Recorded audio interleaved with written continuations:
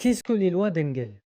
L'économiste et statisticien allemand Ernest Engel, qui est né en 1821, qui est décédé en 1896, a montré à partir de l'étude des budgets de familles belges et allemandes du royaume de Saxe, à deux dates éloignées, que la structure de la consommation était modifiée lorsque le revenu s'est levé. Il a fait deux constats qui, depuis, ont été universellement vérifiés. Quand le revenu s'accroît, la part de la consommation alimentaire dans la consommation totale diminue, alors que celle des dépenses de loisirs et de culture et aussi l'épargne augmente.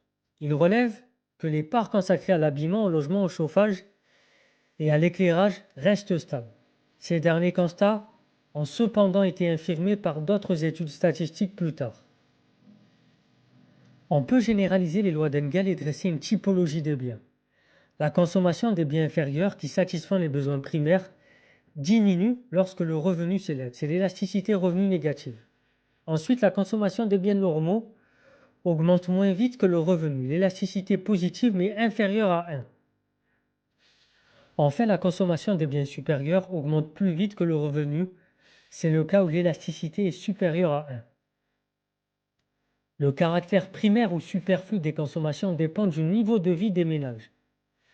Et ce qui était hier superflu peut être indispensable aujourd'hui. Les lois d'Engel peuvent être mobilisées pour expliquer la tertiarisation des économies et aussi l'évolution du taux d'épargne des ménages. C'était Soso l'Intello, tous les soirs à 20h30, très chers citoyens éclairés, abonnez-vous, partagez, likez.